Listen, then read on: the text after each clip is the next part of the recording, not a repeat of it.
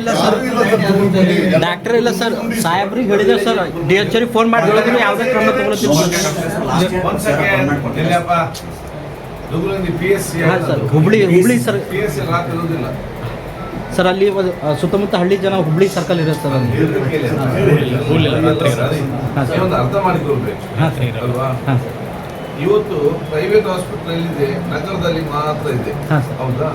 ಇವತ್ತು ಈ ರಾಜ್ಯದ 80% ರಾಜ್ಯದವರು ಆರೋಗ್ಯವಂತರಾಗಿದ್ರೆ ಅದು ಸರ್ಕಾರಿ ಆಸ್ಪತ್ರೆ ಮತ್ತು ಸರ್ಕಾರಿ ಡಾಕ್ಟರ್ಗಳ ಸೇವೆಯಿಂದಲೇ ಆರೋಗ್ಯವಂತವಾಗಿದೆ. ಪ್ರೈವೇಟ್ನವರಿಂದ ಹೇಗೆ ಅಲ್ಲ, ಅವ್ರ ನಗರದಲ್ಲಿ ಮಾತ್ರ ಒಂದು. ಮತ್ತೆ ನಮ್ಮ ಸರ್ಕಾರದಲ್ಲಿ ಪ್ರಾಥಮಿಕ ಆರೋಗ್ಯ ಕೇಂದ್ರ, ತಾಲೂಕು ಕೇಂದ್ರ, ಜಿಲ್ಲಾ ಕೇಂದ್ರ, ಈ 4 ವಿಭಾಗ. ಪ್ರಾಥಮಿಕ ಆರೋಗ್ಯ ಕೇಂದ್ರ ಅಂತ ಏನು? ಅಲ್ಲಿ ಜ್ವರ, ನೆಗಡಿ, ಸಣ್ಣ ಪುಟ್ಟ ವಿಚಾರಕ್ಕೆ ಮಾತ್ರ. ಅಲ್ಲಿ ನೀವು ಸೀರಿಯಸ್ ಆಗಿ ಹೋದ್ರು ಕೂಡ ರಾತ್ರಿಗೆ ಅಲ್ಲಿ ಏನು ಚಿಕಿತ್ಸೆ ಸಿಗುವುದಿಲ್ಲ. ಅಲ್ಲಿ ಆಂಬ್ಯುಲೆನ್ಸ್ ಕಳಿಸಿಕೊಂಡು ನಿಮ್ಮನ್ನು ತಾಲೂಕು ಮತ್ತು ಜಿಲ್ಲೆಗೆ ಕರ್ಕೊಂಡು ಹೋಗ್ಬೇಕು. ಅದಕ್ಕೆ ನಾವು ಆಂಬ್ಯುಲೆನ್ಸ್ ಸಿಸ್ಟಮ್ ಸರಿ ಮಾಡ್ತೇವೆ. 15 ನಿಮಿಷದಲ್ಲಿ ಅದಕ್ಕೆ ಕೂಡ ನಾನು ಹೇಳಿದ್ದೇನೆ. ಈಗ 20 ಮಿನಿಟ್ಸ್ ಟಾರ್ಗೆಟ್, ಮತ್ತು ನಮ್ಮಲ್ಲಿ ಇಲ್ಲದ ಕಾರಣ ಸ್ವಲ್ಪ ಡಿಲೇ ಆಗ್ತದೆ. ಈಗ 30-40 ನಿಮಿಷ ಆಗ್ತದೆ. ಸೊ ನಿಮ್ಮ PSC ವ್ಯಾಪ್ತಿಯಲ್ಲಿ ನಾವು ರಾತ್ರಿ ಎಲ್ಲಿಯೂ ಕೂಡ ಇಲ್ಲ. ಅವ್ರಿಗೆ ಡಾಕ್ಟರ್ ದೂರಿ ಸುಖೇ ಇಲ್ಲ, ಸಿಸ್ಟಮ್ ಇಲ್ಲ ನಮ್ಮ ಹತ್ರ. ಬೆಳಿಗ್ಗೆಯಿಂದ ಸಂಜೆ ತನಕ ಅಲ್ಲಿ. ಅದಕ್ಕಿಂತ ಮತ್ತೆ ಬಂದರೆ ಅವರು ಅಲ್ಲಿ ಅಂದರೆ ಯಾರು ಬರ್ತಾರೆ? ರಾತ್ರಿ ಓನ್ಲಿ ಎಮರ್ಜೆನ್ಸಿ ಕೇಸ್ ಮಾತ್ರ. ಇಲ್ಲದ ನಾವು ಮರು ದಿವಸ ಬೆಳಿಗ್ಗೆ ಬರ್ತಾರೆ. ಈಗ ಪ್ರಾಥಮಿಕ ಕೇಂದ್ರ ಬರುವವರು ಯಾರು? ಸಣ್ಣ ಪುಟ್ಟ ನೆಗಡಿ ಇದ್ರೆ ಇವತ್ತು ಬಂದಾಗಿದೆ, ನಾಳೆ ಬೆಳಿಗ್ಗೆ ಬರ್ತಾರೆ. ಎಮರ್ಜೆನ್ಸಿ ಆದ್ರೆ ಮಾತ್ರ. ಆವಾಗ ನಿಮ್ಗೆ ಆಂಬ್ಯುಲೆನ್ಸ್ ನಾವು ಇಟ್ಟದ್ದು ಅದಕ್ಕೆ. ಆಂಬ್ಯುಲೆನ್ಸ್ ಬರ್ತದೆ ನೇರವಾಗಿ ನಿಮ್ಮ ತಾಲೂಕು ಜಿಲ್ಲಾ. ಒಂದು ತಾಲೂಕು ಅಂದ್ರೆ ಕೂಡ ಅಲ್ಲಿ ತಾಲೂಕು ಸಣ್ಣ ಆಸ್ಪತ್ರೆ. ಇಲ್ಲಿ ಎಲ್ಲ ನೀವು ದೊಡ್ಡ ಆಪರೇಷನ್ ಮಾಡ್ಬೇಕಂದ್ರೆ ಇಲ್ಲಿ ಇರುವುದಿಲ್ಲ. ಇದು ಸೆಕೆಂಡ್ ಲೆವೆಲ್, 2ನೇ ಹಂತದ ಸಣ್ಣ ಪುಟ್ಟ ಆಪರೇಷನ್, ಸಣ್ಣ ಪುಟ್ಟ ಚಿಕಿತ್ಸೆ 2ನೇ ಹಂತದ ತಾಲೂಕು. ಜಿಲ್ಲಾ ಮಟ್ಟದ್ದು ಅದೊಂದು 3ನೇ ಹಂತದ್ದು. ಅದು ಕೂಡ ಹಾಗೆ ಎಲ್ಲ ದೊಡ್ಡ ಸೂಪರ್ ಕೇರ್ ಏನಿಲ್ಲ ಅಲ್ಲಿ. ಅದಕ್ಕೆ ದೊಡ್ಡ ಜಿಲ್ಲಾ ಮಟ್ಟದ ಆಸ್ಪತ್ರೆ. ಸೂಪರ್ ಸ್ಪೆಷಲ್ ಆಸ್ಪತ್ರೆ ಅಂದೇನು?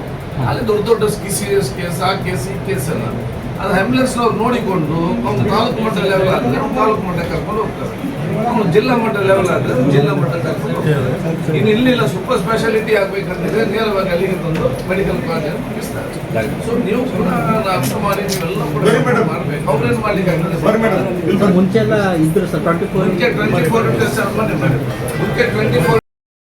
24 ಎಲ್ಲ ಪಕ್ಕದಲ್ಲಿ PS ಇದೆ ಅಲ್ಲ,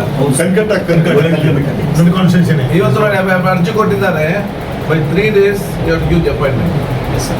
ಇನ್ನು ಅವ್ರು ಮತ್ತೊಮ್ಮೆ ನೀವು ಇವರಂತಲ್ಲ, ಯಾವ ಡಾಕ್ಟ್ರು ಕೂಡ ಒಮ್ಮೆ ನಿಮಗೆ ಬಂದು ಅರ್ಜಿ ಕೊಟ್ಟರೆ ಮತ್ತೆ ನಾಳೆ ಬಾ, ನಾಡಿದ್ದು ಬಾ, DC ಇಲ್ಲ, ಅವನಿಲ್ಲ, ಇವನಿಲ್ಲ ಅಂತೇಳಿ ಸತಾಯಿಸಲಿಕ್ಕೆ ಯಾರು ಕೂಡ ಹೋಗ್ಬೇಡಿ. ಆಮೇಲೆ ಸೀರಿಯಸ್ ಅಂತ. ಯಾಕಂತೇಳಿ ಅವ್ರು ಕಲಿತು ಬರುವುದಷ್ಟೇ, ಅವ್ರು ಮತ್ತೆ ಬರುವುದೇ ಇಲ್ಲ. ನಿಮಗೆ ಕಿರಿಕಿರಿ ಬೇಡ ಅಂತೇಳಿ ಕೂಡ. ಮತ್ತೆ ನಿಮ್ಮ ಆಫೀಸಲ್ಲಿ ಕೂತು ದೊಡ್ಡ ಅಭ್ಯಾಸ ಇದೆ, ಇದು ಸರಿ ಇಲ್ಲ, ಇದು ಹಾಗೆ, ಇದು ಹೀಗೆ ಬಂದವರು ಎದುರಿಸಿಬಿಡ್ತೀವಿ. ಅವರು ಇದು ಯಂಗ್ಸ್ಟರ್ಸ್ ಎಲ್ಲ ಬರುವುದೇ ಇಲ್ಲ ಅಂತೀರ. ಬೆಕ್ಕಿಗೆ ಬಿಸಿ ಹಾಲು ಕೊಟ್ಟಂತ ಪರಿಸ್ಥಿತಿ. ನೀವು ಬಂದಾಗ ಏನಿರಬೇಕು? ಬನ್ನಿ, ನೀವು 5 ವರ್ಷದಲ್ಲಿ ಪರ್ಮನೆಂಟ್ ಆಗ್ತೀರಿ. ಇದು ಹಾಗೆ ಹೀಗೆ ನಿಮ್ಗೆ ಇಲ್ಲಿ ಜಾಸ್ತಿ ಪೇಷಂಟ್ ಸಿಗ್ತಾರೆ, ನಿಮಗೆ ಎಕ್ಸ್ಪೋಜರ್ ಜಾಸ್ತಿ ಆಗ್ತದೆ, ನಿಮಗೆ PG ಸೀಟ್ ಫ್ರೀ ಸಿಗ್ತದೆ ಕಲೀಲಿಕ್ಕೆ, ನಮಗೆ ಇಷ್ಟು ಸಂಬಳ ಇದೆ ಅಥವಾ ಇನ್ನೂ ಡಬಲ್ ಸಂಬಳ ಆಗ್ತದೆ. ಅವರು ಸ್ವಲ್ಪ ಧೈರ್ಯ ಕೊಟ್ಟು ನೀವು ಜಾಸ್ತಿ ಸೇರಿಸಲಿಕ್ಕೆ ನಿಮ್ಮ ಒಂದು ಪಾಸಿಟಿವ್ ಇರಬೇಕು ಹೊರತು ಹೆಚ್ಚರಿಯಲ್ಲಿ ಅವರು ಸತಾಯಿಸುವಂತ ಯಾವುದೇ ಕೆಲಸ ವೆರಿ ಸ್ಟ್ರಿಕ್ಟ್ ಅಂತ. ಮತ್ತೆ 86 ಅಪ್ಲಿಕೇಶನ್ ಇದರಲ್ಲಿ ಫಸ್ಟ್ ಇಂದ ಕನ್ಸಿಡರ್ ಮಾಡಿ ಲೇಡೀಸಿಗೆ ಫಸ್ಟ್ ಅವಕಾಶ ಕೊಡಿ. ಜೆಂಟ್ಸ್ ಎಲ್ಲಿಯೋ ಕೆಲಸ ಮಾಡ್ತಾರೆ, ಲೇಡೀಸ್ ಇದ್ದಲ್ಲಿ ಬಿದ್ದೇರ್ ಓನ್ಲಿ. ಇದರಲ್ಲಿ ಅವ್ರಿಗೆ ಹೆಚ್ಚಿನ ಒಂದು ಅವಕಾಶ ಕೊಡಿ. ಅವ್ರಿಗೆ ಹೇಳಿ 5 years ಕೆಲಸ ಮಾಡಿ ಬಿಟ್ಟು permanent and in the salaries also. ಯಾರು ಬಾರ್ಡರ್ ಏರಿಯಾದಲ್ಲಿ ಇರ್ತಾರೆ, ಗಡುವು ಪ್ರದೇಶದಲ್ಲಿ ಯಾರು ಇದ್ದಾರೆ ಟ್ರೈಬ್ ಏರಿಯಾದಲ್ಲಿ, ಅವ್ರಿಗೆ ಸಿಟಿಗಿಂತಲೂ ಕೂಡ 15,000 ಎಕ್ಸ್ಟ್ರಾ ಕೊಡ್ತೇವೆ ನಾವು. ಈಗೇನಾಗ್ತದೆ, ಯಾರು ಕೂಡ ಗಡಿ ಪ್ರದೇಶ ಹೋಗುದಿಲ್ಲ. ನಿಮ್ಮ ಈ ಗಡಿ ಪ್ರದೇಶ ಯಾವುದು? ಇಲ್ಲಿ ಮೇಕರ್ ಇದೆ ಸರ್. ಮೇಕರ್ ಅದು ನೆಕ್ಸ್ಟ್ ಏನು? ಮಹಾರಾಷ್ಟ್ರ. ಆ ಗಡಿ ಪ್ರದೇಶ ಅದು ಹೋಗುದಿಲ್ಲ. ಯಾಕೆ ಒಂದು ಅಲ್ಲಿ ಕೆಲಸ ಮಾಡಿದ್ರೆ ಒಂದೇ ಸ್ಯಾಲರಿ, ಇಲ್ಲಿ ಕೆಲಸ ಯಾರು ಹೋಗ್ತಾರೆ? ಎಲ್ಲೇ ತಗೊಳ್ತಾರೆ. ಸೊ ಅಲ್ಲಿಗೆ ಯಾರು ಹೋಗ್ತಾರೆ ಅವ್ರಿಗೆ ನಾವು 15,000 ಎಕ್ಸ್ಟ್ರಾ ಕೊಡ್ತಾರೆ. ಆ ಗಡಿ ಪ್ರದೇಶದಲ್ಲಿ ಯಾರು ಇರ್ತಾರೆ ಬಾರ್ಡರ್ ಏರಿಯಾದಲ್ಲಿ ಅವ್ರಿಗೆ 15,000 will give extra. After 5 years will make them permanent. ಅವರು ಕಲಿತ ನಂತರ ಫ್ರೀ PG ಸೀಟ್ ಕೊಡಲಿಕ್ಕೆ ಅವಕಾಶ ಮಾಡಿ ಅವರಿಗೆ ನಾವು ಅವಕಾಶ ಕೊಡ್ತೇವೆ ಇದರಲ್ಲಿ. ಸೊ ಇದೆಲ್ಲ ಮಾಡಿದ ಮಧ್ಯೆ ಮತ್ತೆ we want increase salary also. ಈಗ ಇವರಿಗೆ ನಮ್ಮ PG ಡಾಕ್ಟರ್ಸ್ಗಳಿಗೆ how much 125 40 140 No, sir, 40. Only 40. ಯಾರು ಮಾಡ್ತಾರೆ PG ಡಾಕ್ಟರ್ 40? ಪ್ರೈವೇಟ್ 1 ಲಕ್ಷ ಕೊಡ್ತಾರೆ. What is the private charge they give? We want to see gynaecology ಸ್ವಲ್ಪ ಜಾಸ್ತಿ ಬೇಕು, ಯಾಕೆ ಅವ್ರಿಗೆ ಡಿಮಾಂಡ್ ಜಾಸ್ತಿ ಇದೆ. ಅದೊಂದು ಲೆವೆಲ್ ಮಾಡಿಕೊಂಡು ಯಾವ್ಯಾವಕ್ಕೆ ನಾವು ಸುಮ್ಮನೆ ಒಂದು ಬಿಲ್ಡಿಂಗ್ಗೆ 100 ಕೋಟಿ ಖರ್ಚು ಮಾಡ್ತೀವಿ. ಪಾಪಲ್ಲಿ ಸ್ಟಾಪ್ ಐತಿಲ್ಲ ಅಂದ್ರೆ ಏನಿಲ್ಲ, ಅದಕ್ಕೆ ಕೆಲಸ ಮಾಡುವಾಗ ಅದು ಕೊಡ್ಬೋದಲ್ಲ ನಾವು. So we want to see that we are dignified ಆಗಿ ನಾವು ಅದನ್ನು ಸ್ಯಾಲರಿ ಫಿಕ್ಸ್ ಮಾಡಬೇಕು ಇದರಲ್ಲಿ. ಅದನ್ನು ನಾವು ವಿ ಆರ್ ವರ್ಕಿಂಗ್ ಅದೆಲ್ಲ. ಈಗ ನೀವು ಎಷ್ಟು ಜನ ಬಂದರು? 80 ಅಪ್ಲಿಕೇಶನ್. ನಿಮ್ಮಲ್ಲಿ ಎಷ್ಟು ಖಾಲಿ ಎಷ್ಟಿದೆ? 6 ಜನ ಸರ್. ಅಲ್ಲ, ಎಷ್ಟು ವೇಕೆನ್ಸಿ ಇದೆ? 6 only 6 to take. Yes, sir.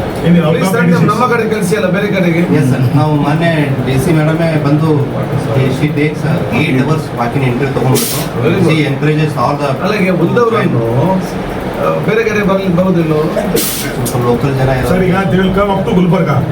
ಒಂದು ಗುಲ್ಬರ್ಗ ಅಂದ್ರೆ ಸ್ವಲ್ಪ ಕಷ್ಟ ಆಗುತ್ತೆ ಅವ್ರಿಗೆ. ಈಗ ಬೇರೆ ಬೇರೆ ಕಡೆ ಹೋಗ್ಲಿಕ್ಕೆ ಅವ್ರಿಗೆ ಅವಕಾಶ ಸಿಗ್ತದಲ್ಲ.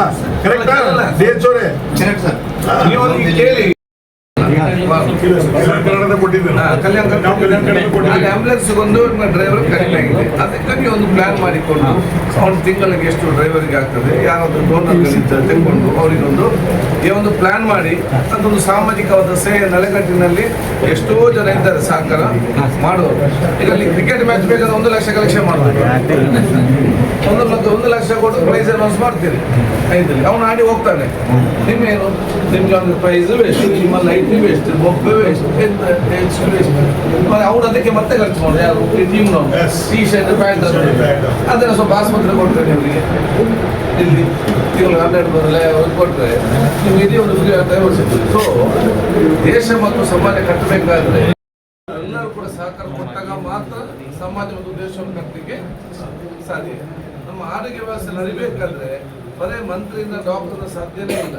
ಅದಕ್ಕೆ ನೀವೆಲ್ಲ ಕೈ ಜೋಡಿಸಿದಾಗ ಈ ಸಣ್ಣ ಪುಟ್ಟ ಕೊರತೆ ಏನಿದೆಯಾ ಅದಕ್ಕೊಂದು ಉತ್ತಮವಾಗಿ ನಡೀತದೆ.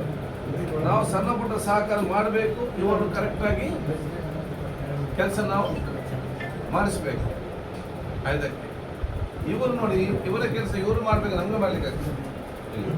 ಸೊ ಇವರ ಕೆಲಸ ಇವರು ಮಾಡಬೇಕಾದ್ರೆ ಇವರ ಟೆನ್ಷನ್ ಇದೆ, ಆ ಟೆನ್ಷನ್ ಎಲ್ಲ ಕಡಿಮೆ ಮಾಡಬೇಕು. ಇವರ ಟೆನ್ಷನ್ ಕಡಿಮೆ ಮಾಡಿದ್ರೆ ಮಾತ್ರ ಇವರು ಫ್ರೀ ಮೈಂಡಲ್ಲಿ ಹೋಗಿ ಜನರಿಗೆ ಕೆಲಸ ಮಾಡಲಿಕ್ಕೆ. ನಾವು ಇದ್ದಂತ ಎಲ್ಲಾ ಟೆನ್ಷನ್ ಇವರಿಗೆ ಕೊಟ್ಟು ಮತ್ತೆ ಇವರು ಎಷ್ಟು ಕೆಲಸ ಮಾಡ್ಬೋದು ಜನರಿಗೆ.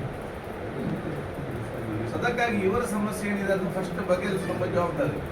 ಇವರ ಒಂದು ಟ್ರಾನ್ಸ್ಫರ್ ಪ್ರೋಗ್ರಾಮ್ ಮೇಲೆ ಪ್ರಮೋಷನ್ಸ್ ಇನ್ನೊಂದು ಅದನ್ನೆಲ್ಲ ಒಂದು ನೋಡಿಕೊಂಡು ಅವ್ರಿಗೆ ಕೂಡ ಊರಲ್ಲಿ ಗೌರವಪೂರ್ವಕವಾದ ಒಂದು ಸ್ಥಾನ ಕೊಟ್ಟು ಅವರಿಂದ ಸಂಪೂರ್ಣವಾದ ಸೇವೆಯನ್ನು ಜನರಿಗೆ ಕೂಡ ಮಾಡುವಂಥ ವ್ಯವಸ್ಥೆ ನಾವು ಮಾಡಬೇಕು. ಆಗ ಮಾತ್ರ ಸಿಸ್ಟಮ್ ಕರೆಕ್ಟ್ ಆಗಿ ಬರ್ತದೆ ಹೇಳ್ಬೇಕು.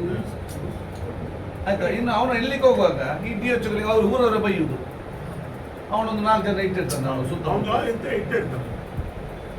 ಅಲ್ಲ, ಈ DH ಹೋದಾಗ ಬೇರೆಯವ್ರು ಬೈಯುವಾಗ ಯಾರು ರಕ್ಷಣೆ ಕೊಡಬೇಕು? ನೀವು ಊರವ್ರ ರಕ್ಷಣೆ ಕೊಡಬೇಕು ಅವ್ರ ಪರವಾಗಿ ನಿಂತು. ಆಗ ಯಾರು ಇರುವುದಿಲ್ಲ, ಇವರೊಬ್ಬನೇ ಹಿಡಿದಿರುವುದು. ಯಾರು? DH ಮತ್ತು THOಗಳೇ ಬೈಕಲು ಮತ್ತು ಒಬ್ಬರು ಮನುಷ್ಯ ಅಲ್ಲಿ ಎದುರು ಮಾತಾಡಲಿಕ್ಕೆ ಹೆದರ್ತಿದೆ. ಯಾಕೆ? ಅವನು 4 ಗುಂಡಗಳು ಅವನ ಕೈಯಲ್ಲಿದ್ದಾರೆ. ಇದೆಲ್ಲ ಪ್ರಾಕ್ಟಿಕಲ್ ಪ್ರಾಬ್ಲಮ್. ಅದಕ್ಕೆ ನಿಮಗೆ ಎಲ್ಲಿದೆ ಅಂತ ನನಗೆ ಚೆನ್ನಾಗಿ ಗೊತ್ತಿದೆ. ನೀವು ನನಗೆ ಸಿಕ್ಕಣೆಗೆ ಹೇಳಿಕ್ಕೆ ಹೋಗುದಿಲ್ಲ. ಮತ್ತೆ ಅದಕ್ಕೆ ಆಕ್ಷನ್ ಬೇಕು, ನಾನು ಅದನ್ನು ಮಾಡ್ತೇನೆ. But you have to continue. ಇಲ್ಲ ಸರ್, ಡಾಕ್ಟರ್ ಇಲ್ಲ ಸರ್. ಸಾಹೇಬ್ರಿಗೆ ಹೇಳಿದ್ರೆ ಸರ್ DH ಫೋನ್ ಮಾಡಿ ಹೇಳಿದ್ರು ಯಾವುದೇ ಕ್ರಮ ತಗೊಳ್ತೀವಿ. ಹುಬ್ಳಿ ಸರ್. PSC ರಾತ್ರಿ ಇರುವುದಿಲ್ಲ ಸರ್. ಅಲ್ಲಿ ಸುತ್ತಮುತ್ತ ಹಳ್ಳಿ ಜನ ಹುಬ್ಳಿ ಸರ್ಕಲ್ ಇರುತ್ತೆ ಸರ್. ಅರ್ಥ ಮಾಡಿಕೊಳ್ಬೇಕು ಅಲ್ವಾ? ಇವತ್ತು ಪ್ರೈವೇಟ್ ಹಾಸ್ಪಿಟಲ್ ಇದೆ, ನಗರದಲ್ಲಿ ಮಾತ್ರ ಇದೆ. ಹೌದಾ? ಇವತ್ತು ಈ ರಾಜ್ಯದ 80% ರಾಜ್ಯದವರು ಆರೋಗ್ಯವಂತರಾಗಿದ್ರೆ ಅದು ಸರ್ಕಾರಿ ಆಸ್ಪತ್ರೆ ಮತ್ತು ಸರ್ಕಾರಿ ಡಾಕ್ಟರ್ಗಳ ಸೇವೆಯಿಂದಲೇ ಆರೋಗ್ಯವಂತವಾಗಿದೆ. ಪ್ರೈವೇಟ್ನವರಿಂದ ಹೇಗೆ ಅಲ್ಲ. ಅವ್ರ ನಗರದಲ್ಲಿ ಮಾತ್ರ ಒಂದು. ಮತ್ತೆ ನಮ್ಮ ಸರ್ಕಾರದಲ್ಲಿ ಪ್ರಾಥಮಿಕ ಆರೋಗ್ಯ ಕೇಂದ್ರ, ತಾಲೂಕು ಕೇಂದ್ರ, ಜಿಲ್ಲಾ ಕೇಂದ್ರ, ಈ 4 ವಿಭಾಗ. ಪ್ರಾಥಮಿಕ ಆರೋಗ್ಯ ಕೇಂದ್ರ ಅಂತ ಏನು? ಅಲ್ಲಿ ಜ್ವರ, ನೆಗಡಿ, ಸಣ್ಣ ಪುಟ್ಟ ವಿಚಾರಕ್ಕೆ ಮಾತ್ರ. ಅಲ್ಲಿ ನೀವು ಸೀರಿಯಸ್ ಆಗಿ ತಗೊಂಡ್ರು ಕೂಡ ರಾತ್ರಿಗೆ ಅಲ್ಲಿ ಏನು ಚಿಕಿತ್ಸೆ ಸಿಗುವುದಿಲ್ಲ. ಅಲ್ಲಿ ಆಂಬುಲೆನ್ಸ್ ಕರೆಸಿಕೊಂಡು ನಿಮ್ಮನ್ನು ತಾಲೂಕು ಮತ್ತು ಜಿಲ್ಲೆಗೆ ಕರ್ಕೊಂಡು ಹೋಗ್ಬೇಕು. ಅದಕ್ಕೆ ನಾವು ಆಂಬ್ಯುಲೆನ್ಸ್ ಸಿಸ್ಟಮ್ ಸರಿ ಮಾಡ್ತೇವೆ 15 ನಿಮಿಷದಲ್ಲಿ ಅದಕ್ಕೆ ಕೂಡ ನಾನು ಹೇಳಿದ್ದೇನೆ. ಈಗ 20 ಮಿನಿಟ್ಸ್ ಟಾರ್ಗೆಟ್ ಮತ್ತು ನಮ್ಮಲ್ಲಿ ಇಲ್ಲದ ಕಾರಣ ಸ್ವಲ್ಪ ಡಿಲೇ ಆಗ್ತದೆ. ಈಗ 30-40 ನಿಮಿಷ ಆಗ್ತದೆ. ಸೊ ನಿಮ್ಮ PSC ವ್ಯಾಪ್ತಿಯಲ್ಲಿ ನಾವು ರಾತ್ರಿ ಎಲ್ಲಿಯೂ ಕೂಡ ಇಲ್ಲ, ಅವ್ರಿಗೆ ಡಾಕ್ಟರ್ ದೂರಿ ಸುಖೇ ಇಲ್ಲ, ಸಿಸ್ಟಮ್ ಇಲ್ಲ ನಮ್ಮ ಹತ್ರ. ಬೆಳಿಗ್ಗೆಯಿಂದ ಸಂಜೆ ತನಕ ಅಲ್ಲಿ, ಅದಕ್ಕಿಂತ ಮತ್ತೆ ಬಂದರೆ ಅವರು ಅಲ್ಲಿ ಅಂದರೆ ಯಾರು ಬರ್ತಾರೆ ರಾತ್ರಿ ಓನ್ಲಿ ಎಮರ್ಜೆನ್ಸಿ ಕೇಸ್ ಮಾತ್ರ, ಇಲ್ಲದ್ರೆ ನಾವು ಮಾರು ದಿವಸ ಬೆಳಿಗ್ಗೆ ಬರ್ತಾರೆ. ಈಗ ಪ್ರಾಥಮಿಕ ಬರುವವರು ಯಾರು ಸಣ್ಣ ಪುಟ್ಟ ನಗಡಿದ್ರೆ ಇವತ್ತು ಬಂದಾಗಿದೆ ನಾಳೆ ಬೆಳಿಗ್ಗೆ ಬರ್ತಾರೆ. ಎಮರ್ಜೆನ್ಸಿ ಆದ್ರೆ ಮಾತ್ರ ಆವಾಗ ನಿಮ್ಗೆ ಆಂಬ್ಯುಲೆನ್ಸ್ ನಾವು ಇಟ್ಟದ್ದು ಅದಕ್ಕೆ. ಆಂಬ್ಯುಲೆನ್ಸ್ ಬರ್ತದೆ ನೇರವಾಗಿ ನಿಮ್ಮ ತಾಲೂಕು ಜಿಲ್ಲಾ, ಒಂದು ತಾಲೂಕು ಅಂದ್ರೆ ಕೂಡ ಅಲ್ಲಿ ತಾಲೂಕು ಸಣ್ಣ ಆಸ್ಪತ್ರೆ. ಇಲ್ಲಿ ಎಲ್ಲ ನೀವು ದೊಡ್ಡ ಆಪರೇಷನ್ ಮಾಡ್ಬೇಕಂದ್ರೆ ಇಲ್ಲಿ ಇರುವುದಿಲ್ಲ. ಇದು ಸೆಕೆಂಡ್ ಲೆವೆಲ್, 2ನೇ ಹಂತದ ಸಣ್ಣ ಪುಟ್ಟ ಆಪರೇಷನ್, ಸಣ್ಣ ಪುಟ್ಟ ಚಿಕಿತ್ಸೆ 2ನೇ ಹಂತದ ತಾಲೂಕು. ಜಿಲ್ಲಾ ಮಟ್ಟದ್ದು ಅದೊಂದು 3ನೇ ಹಂತದ್ದು, ಅದು ಕೂಡ ಹಾಗೆ ಎಲ್ಲ ದೊಡ್ಡ ಸೂಪರ್ ಕೇರ್ ಏನಿಲ್ಲ ಅಲ್ಲಿ. ಅದಕ್ಕೆ ದೊಡ್ಡ ಜಿಲ್ಲಾ ಮಟ್ಟದ ಆಸ್ಪತ್ರೆ, ಸೂಪರ್ ಸ್ಪೆಷಲ್ ಆಸ್ಪತ್ರೆ ಅಂದೇನು ಅಲ್ಲಿ ದೊಡ್ಡ ಸೀರಿಯಸ್ ಕೇಸ್, ಆ ಕೇಸ್, ಈ ಕೇಸ್ ಎಲ್ಲ ಅದು ಆಂಬ್ಯುಲೆನ್ಸ್ ನೋಡಿಕೊಂಡು ಅವ್ನು ತಾಲೂಕು ಮಟ್ಟ ಲೆವೆಲ್ ಆದರೆ ತಾಲೂಕು ಮಟ್ಟ ಕರ್ಕೊಂಡು ಹೋಗ್ತಾರೆ, ಅವ್ನು ಜಿಲ್ಲಾ ಮಟ್ಟ ಲೆವೆಲ್ ಆದರೆ ಜಿಲ್ಲಾ ಮಟ್ಟ ಕರ್ಕೊಂಡು ಹೋಗ್ತಾರೆ. ಇನ್ನು ಇಲ್ಲಿಲ್ಲ ಸೂಪರ್ ಸ್ಪೆಷಾಲಿಟಿ ಆಗಬೇಕಂತಿದ್ರೆ ನೇರವಾಗಿ ಅಲ್ಲಿಗೆ ತಂದು ಮೆಡಿಕಲ್ ಕಾಲೇಜ್ ಮುಗಿಸ್ತಾರೆ. ಸೊ ನೀವು ಕೂಡ ಅರ್ಥ ಮಾಡಿ ನೀವೆಲ್ಲ ಕೂಡ ಮಾಡಬೇಕು. ಅವ್ರೇನು ಮಾಡ್ಲಿಕ್ಕೆ ಆಗ್ತದೆ? ಮುಂಚೆ ಎಲ್ಲ ಇದ್ರು ಸರ್ 24 ಮುಂಚೆ 24 ಮುಂಚೆ 24